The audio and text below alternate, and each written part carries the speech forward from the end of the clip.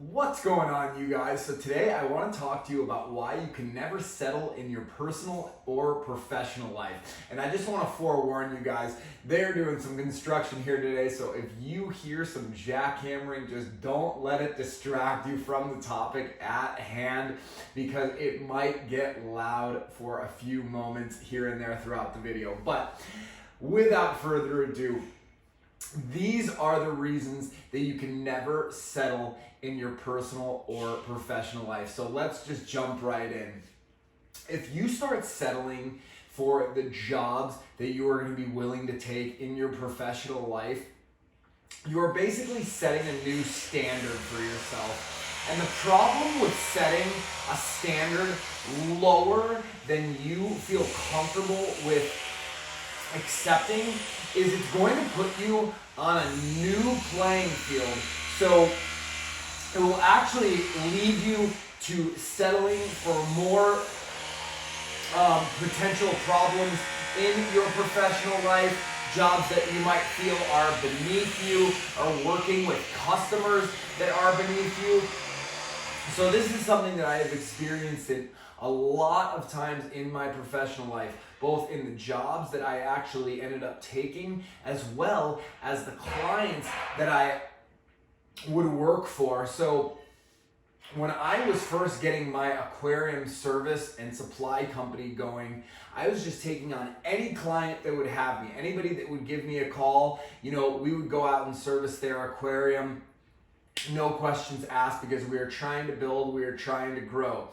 What was happening, and I was seeing this throughout the years as time would pass, is some clients, the majority of them, were just great. It was so easy to do business with them, while other clients were so needy. They nitpicked everything. They constantly had a problem and some sort of issue that was going on. My phone was constantly receiving texts and calls from those people, so they were, requiring my attention way more than any regular client should. And it took me of actually getting to a point where I was like, you know what? I am done just kind of being like a slave to my customers. And finally, when I worked up the business to a point where I didn't need those customers anymore, they were kind of just like excess clientele, I parted ways with those clients. It's like, listen, I just think we have, two different visions of what you want and what I'm, able to provide to you. And I think we're just better off going our separate ways. And now that I've got an established business, I am so quick to just cut clients off. And that's something even here in my life coaching business, you guys have to understand that not all life coaches are going to be right for all people. Some people might watch my videos and get a whole lot of value out of them. Other people might watch my videos and be like, this guy doesn't know what the hell he's talking about. And I just don't resonate with that person. And the same actually goes with me. So sometimes I'll meet a client and we just don't mesh well. My coaching style does not work and resonate with them. And so I can't be an effective coach. And even in those situations, it's like I would rather allow that person to go out and find a different coach who's more suitable for their learning methods and their techniques, the ones that are most effective to them, then try to coach somebody who is difficult for me to break through. It's difficult for me to give instruction. If I ask them to do some exercises, they're not doing the exercises. I can't be an effective coach. So the same relates to my coaching practice here. And so you guys need to start doing the same when it relates to the jobs that you are going out and applying for. Don't just be desperate, you guys. Don't just take any job you can get. Listen, maybe you are in a situation where right now you do have to sacrifice by taking potentially a job that you don't want to take temporarily until you get a better one that comes along or a better opportunity comes along. Those situations are going to rise, but they're not going to be, very frequent in your life. It's going to be far and few between when you're put into those situations.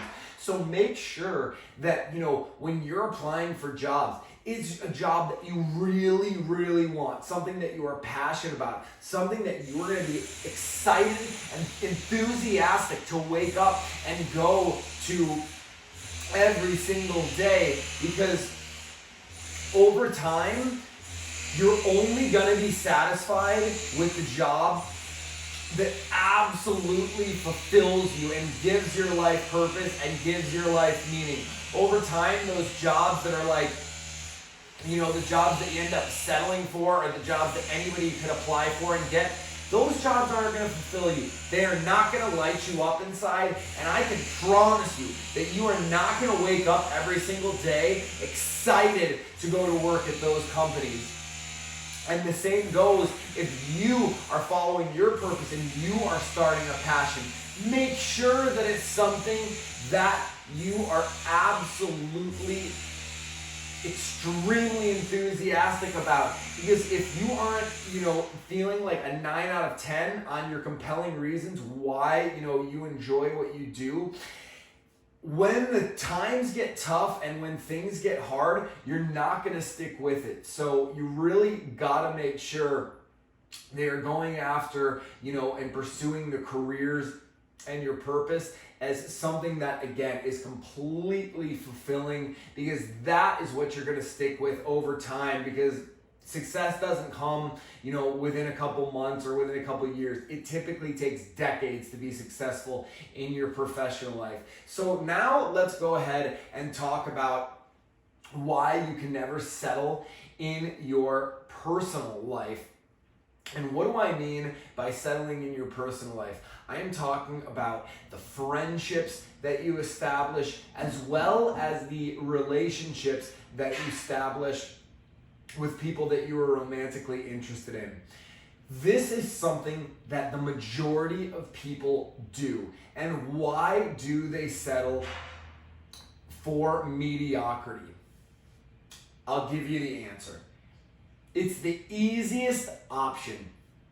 Most people aren't going out and putting themselves out there and going after the things that they really want, like the people that they perceive as a 9 or a 10 on a level of attraction.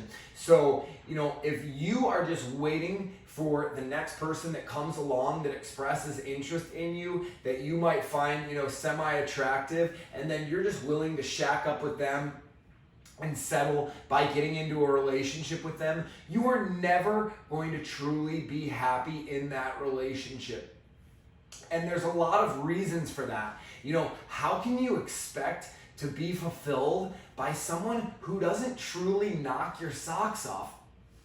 The difference for how you are going to feel emotionally when you are dating, a 5 or a 6 is going to be different than you are going to feel when you date a 7 and an 8, and it's going to be dramatically different than the people that you date that you perceive as a 9 or a 10. Each of those different categories is going to make you feel a different way. And I'm just going to assume nobody here is dating or going out with anybody that they perceive as below a 5. You guys, if that's what you're doing, or if you're just doing this as like a means to get sex or to get off, you're really on the wrong channel, you guys, because that is not what I'm teaching you here. I don't even want you guys going after the people that you perceive as 7 and 8s. And listen, a 7 and 8 is good. You can have some fun, on a weekend or one night,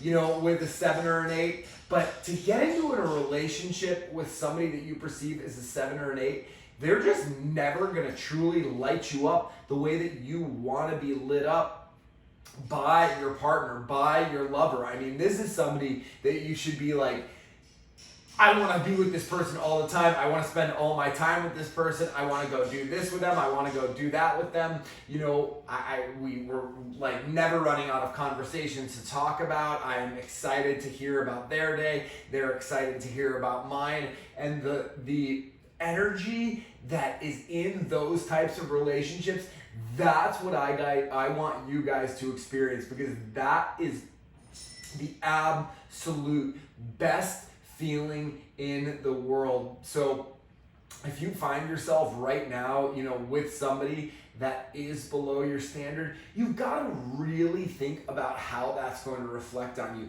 Think about how other people are going to perceive you.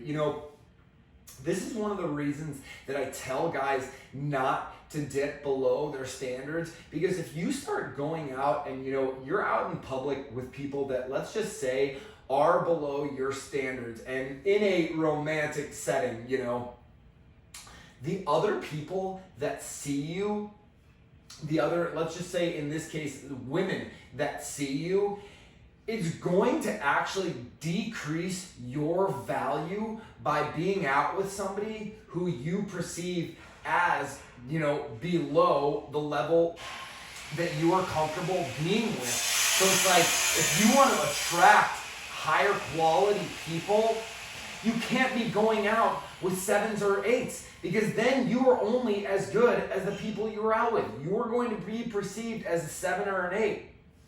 Why do you typically think the guys that are always out with 9s and 10s always go out with 9s and 10s? Because that's where they set their standards, you guys. They don't go out with people below their standards because they know it affects negatively on them. And people will perceive your value based on the people that you're out with. So use the same strategy as it relates to the people that you decide to befriend and the people that you have in your social circle. If you are spending your time with people who all they ever do is go out to the bar, they party, they get drunk, they do drugs, they're taking pills, whatever, that's the best that you got, you guys. And you are so much better than that. You need to establish a social life of positive people who uplift you, people who bring you and push you to become better than you are right now. And you can't do that by inviting people into your social circle that are below your standard of friend.